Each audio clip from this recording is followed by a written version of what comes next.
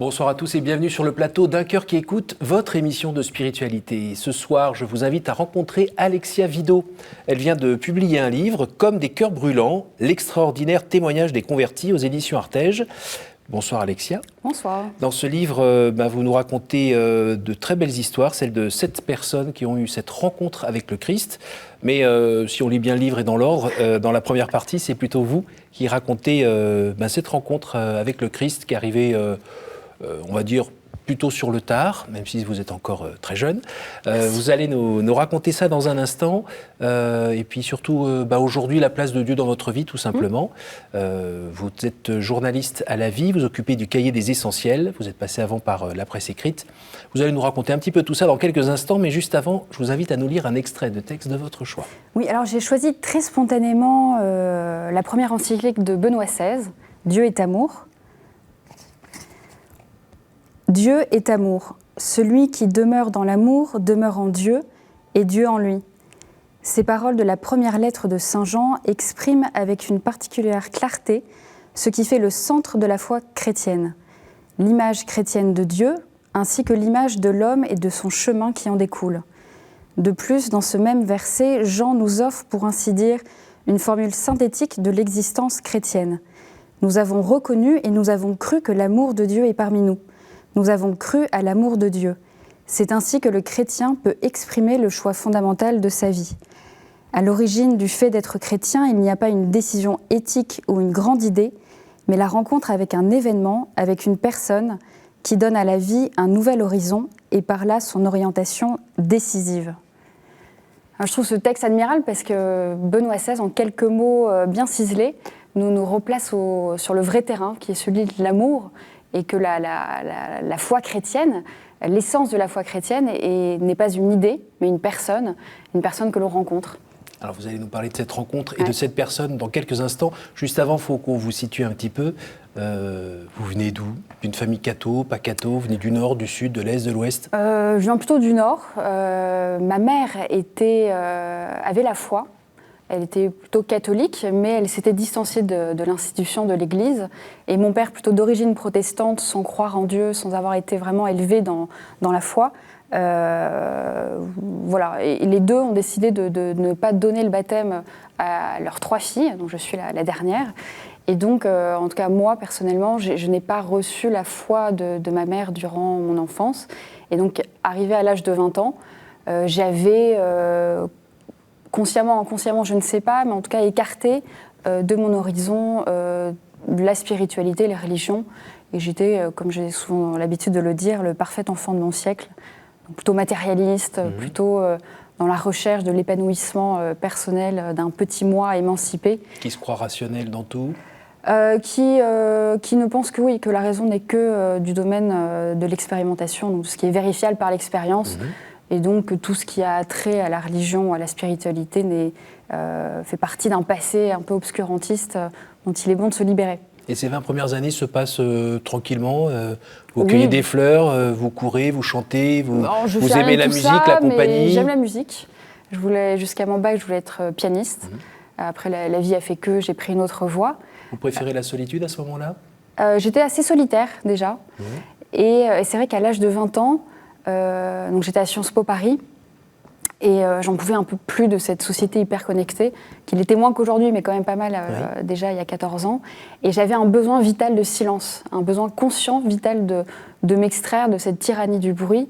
Et je crois que Dieu s'est servi de ce besoin, de cette soif profonde, pour m'amener dans un monastère et se révéler à moi. Et quand vous relisez un petit peu ces 20 premières années, est-ce que vous retrouvez des moments où vous avez goûté quelque chose au fond de vous, je ne sais pas, dans la contemplation d'un paysage de montagne ou je ne sais quoi de Je ce dirais type? plus, et c'est étonnant, je l'ai relu effectivement après coup, juste avant ma conversion, à une période où je revenais d'une année Erasmus à Madrid, où j'avais fait un peu n'importe quoi, où vraiment j'étais un peu paumée, et j'aimais déjà beaucoup la musique, donc comme je vous l'ai dit, et j'écoutais beaucoup les passions selon Saint Jean et selon Saint Matthieu de Bach.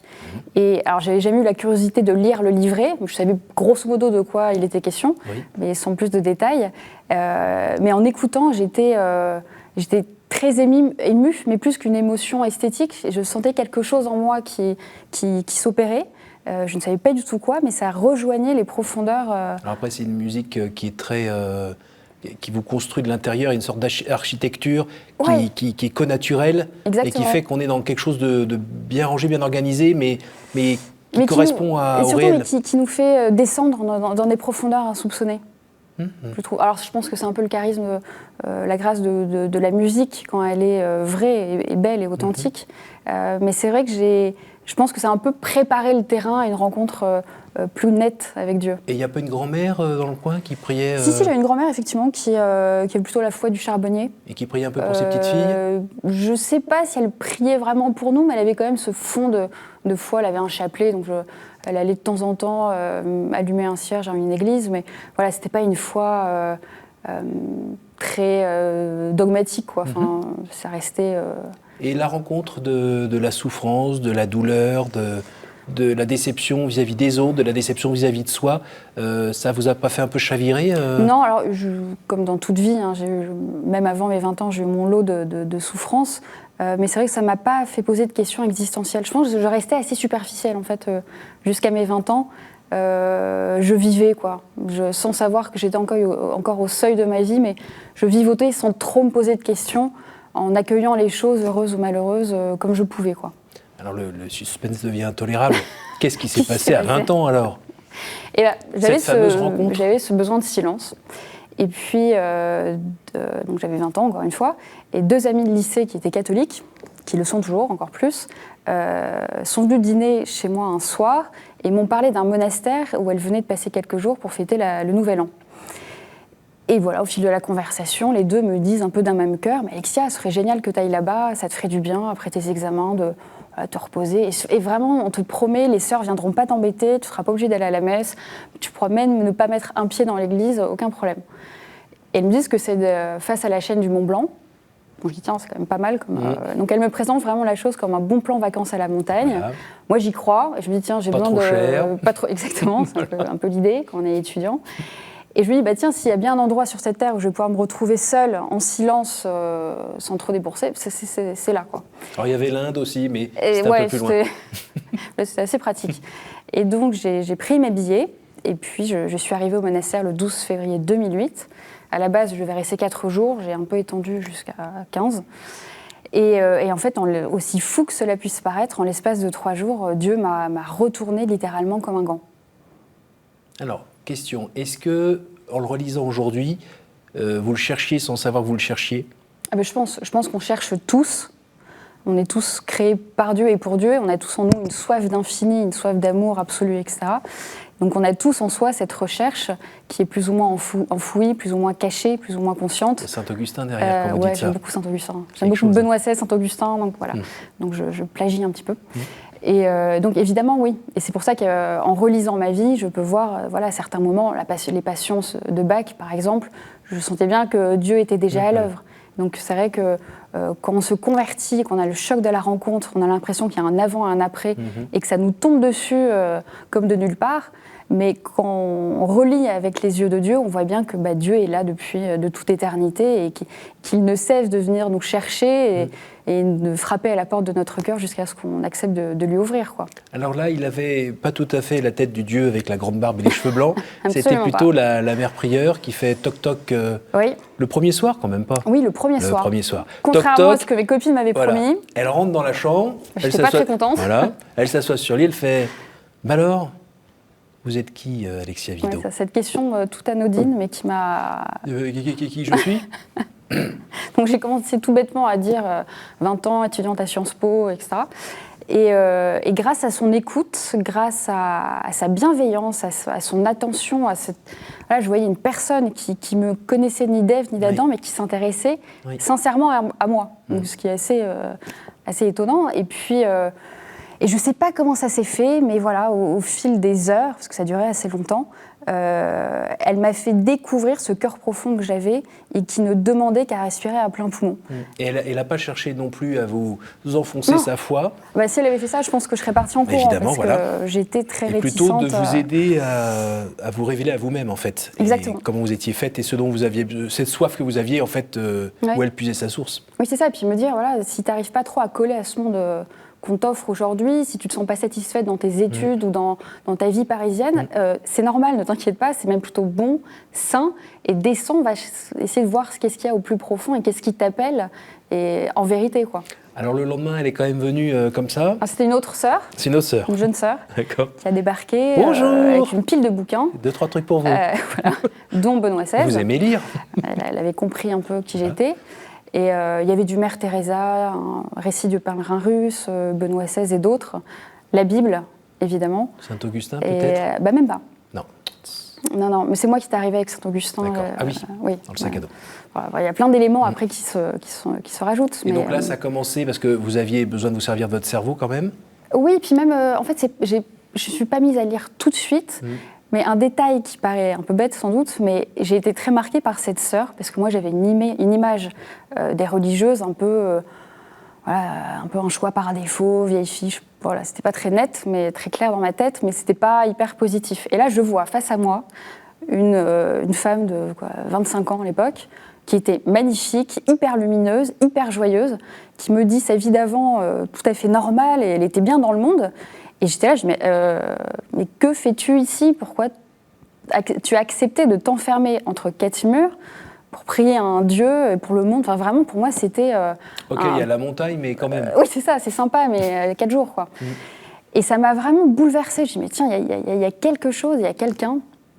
Et ce qui a un petit peu... il y a plein d'éléments en plus, mais j'ai rencontré le 3e jour l'ancien aumônier du monastère, qui était le père Pierre Jacquard, qui m'a raconté sa vie, donc avec son frère de sang, qui était prêtre aussi. Ils ont sillonné le monde pendant 40 ans. Oui, je crois qu'on a diffusé un documentaire exactement. sur eux. Oui, tout à fait. Et voilà, ils étaient mis au service des plus pauvres d'entre les pauvres. Et je voyais cet homme dans une joie profonde, alors qu'il me racontait les pires atrocités. Et sa joie venait du fait qu'il s'était donné à Dieu et aux autres. Et là, je me dis, tiens, peut-être qu'en fait, mon bien-être n'est pas dans l'épanouissement de mon petit moi personnel égoïste, c'est peut-être dans le don de moi-même. Et enfin, c'est très difficile de mettre des mots sur une conversion. C'est pour ça que c'est très maladroit ce que je dis, mais tout ça mis bout à bout. 3e soir, je vais au sanctuaire avec la petite sœur, la belle-sœur. On va derrière l'autel où au-dessus, il y a une très grande fresque de la Sainte Trinité. Je m'assois, elle chante.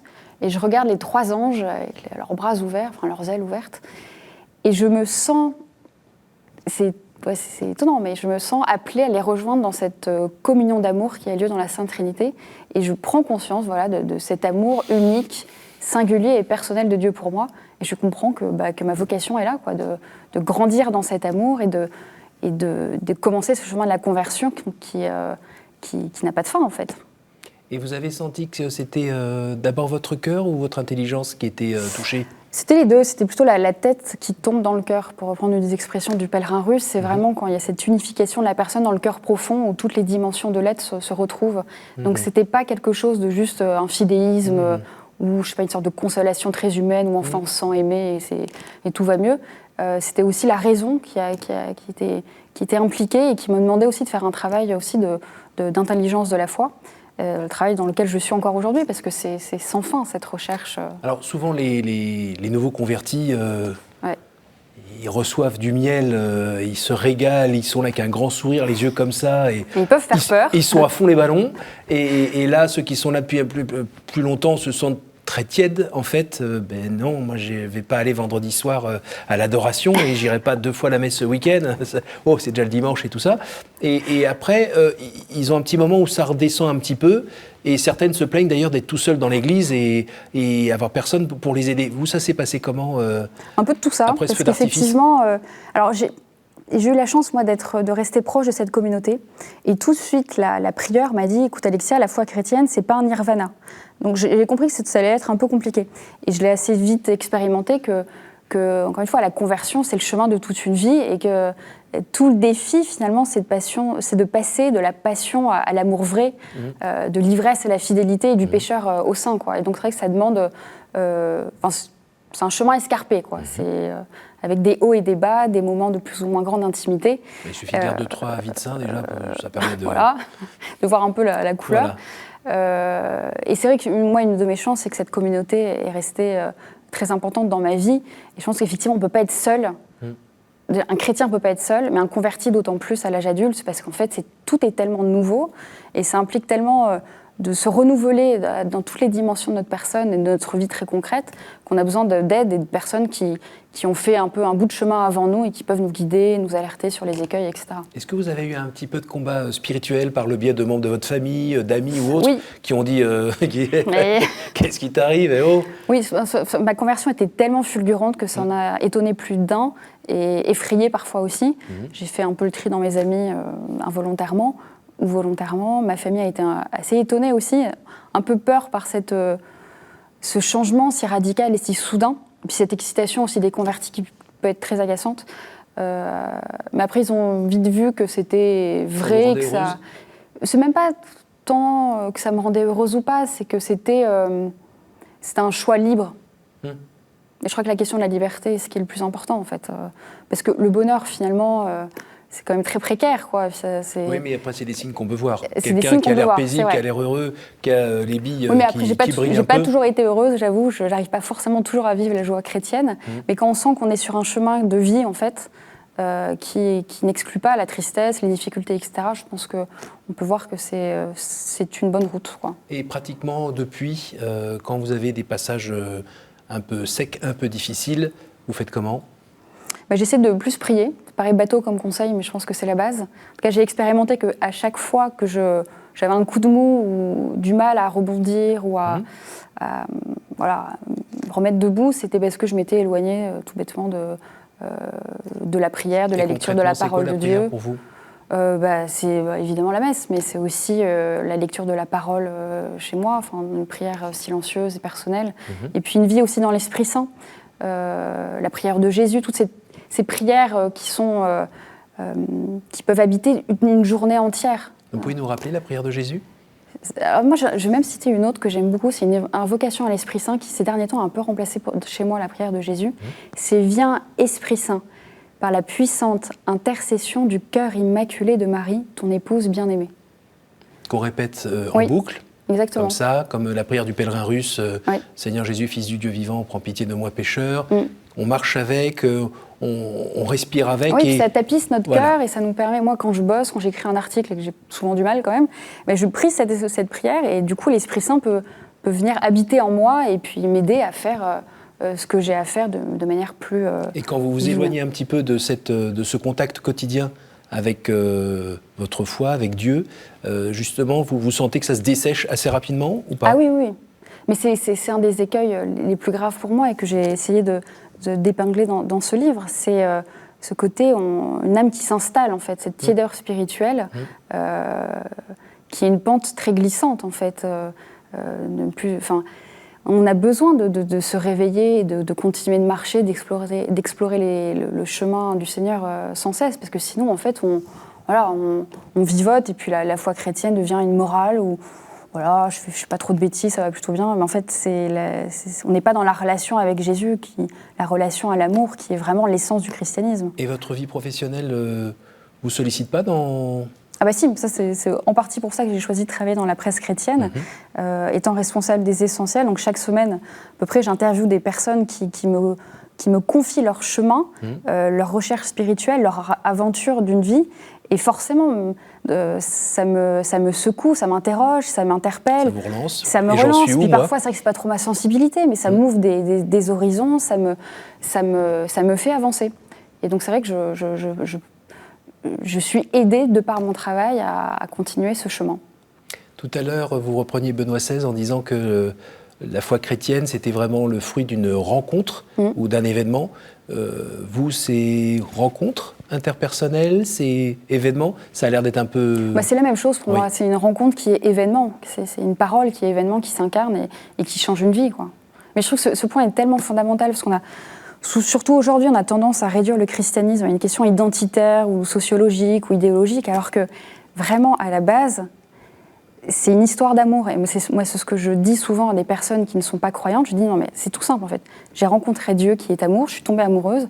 Du coup, maintenant, j'essaye de grandir dans cette relation qui a commencé il y a 14 ans. L'entremetteuse, c'était la prière ? il y en a plein en fait. C'était mes copines qui m'ont dit d'aller là-bas. C'était Bach, grâce à ses passions. Ça a été cette prieure, c'était la petite sœur d'après, les pères Jacquard. Ça en fait, Claudel parlait du talent d'impresario du bon Dieu. Et je trouve qu'il est quand même très fort parce qu'il sait s'y prendre pour charmer sa créature. Il la connaît très bien, donc il sait. Et puis il le fait en son temps aussi parce qu'on n'a pas tous la même heure. Mais Dieu sait. Et aujourd'hui, là, ça s'est passé quand vous aviez 20 ans. Quelques petites années sont passées. Quelques. Vous connaissez davantage Dieu aujourd'hui ? Je pense que, effectivement, je ne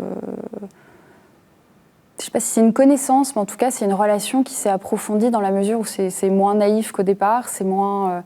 et c'est surtout, ça passe par l'expérience de vie, par les événements aussi de la vie qui ne sont pas forcément faciles, mais qui permet de vivre ce qu'on a pu professer. Enfin, je sais pas, par exemple, pour être concrète, j'ai perdu ma maman il y a 3 ans. Jusque-là, je pouvais dire des choses magnifiques sur la vie éternelle, sur Dieu, le grand consolateur. Je crois en la vie éternelle et Dieu console, mais ça n'empêche pas la souffrance. Et au contraire, c'est dans la souffrance la plus terrible, la plus... perdre sa mère à 30 ans, c'est une énorme souffrance, mais Dieu est là, justement là. Et donc ça permet avec les années, avec les événements de la vie, on expérimente en fait ces vérités qu'on a pu dire joliment, quoi. Et là, ça passe de la tête aux jambes, en fait. Et oui, et puis aux larmes et à tout l'être, quoi. Et on a besoin d'expérimenter les choses pour savoir vraiment la profondeur de la grâce qui nous est donnée par le Christ, quoi. Et quand on voit la Sainte Trinité, le Père, le Fils, le Saint-Esprit, en ce moment, vous êtes plus en amour avec le Saint-Esprit ? Oui, j'avoue. Je ne sais pas pourquoi, mais je trouve que c'est... Le Père Pierre dont je vous parlais, parlait de l'Esprit Saint comme de l'ami intime, le plus intime. Et c'est vraiment une amitié que j'expérimente à chaque seconde, en fait. Je trouve ça très simple, en fait, de vivre, d'essayer de vivre, parce que j'y arrive pas, mais dans ce souffle. Et Jésus, aujourd'hui ? Aussi, évidemment, dans l'Évangile, etc. Mais frère, ami Frère, oui, évidemment. Je ne saurais pas dire. On arrive déjà à la fin de cette émission. Je vais vous poser les petites questions. Oui, On va d'abord faire un tour où on se rend compte que je ne suis pas donc magicien. J'ai du mal avec les cartes. Je vais vous demander de me dire un chiffre entre 1 et 10, s'il vous plaît. 9.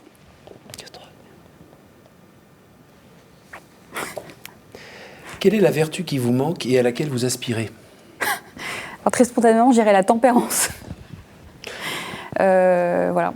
Donc mais encore non, mais c'est vrai que j'ai un caractère un peu addictif, un peu passionné, et donc je manque parfois de tempérance. Je ne donnerai pas d'exemple précis, concret. Je suis passée à la cigarette électronique, ça peut être un signe. D'accord. Mais c'est vrai que je ne suis pas très tempérante. Mais c'est très personnel, très intime comme question, hein, je me rends compte. Comme l'émission. 1 et 9 3. Quel est pour vous le plus beau geste d'amour ? L'écoute. Je ne sais pas si c'est un geste. On va le prendre comme un geste. Mais si, c'est un geste dans la mesure où... voilà, pas forcément essayer de poser des gestes concrets, mais juste être là, présent, en silence parfois, sans forcément faire quoi que ce soit, mais juste être là. C'est rare ? Ouais, je trouve que c'est rare en fait. L'attention, l'écoute profonde. Entre 1 et 8 ? 8. Qu'aimeriez-vous avoir vécu avant de mourir ? Quelle question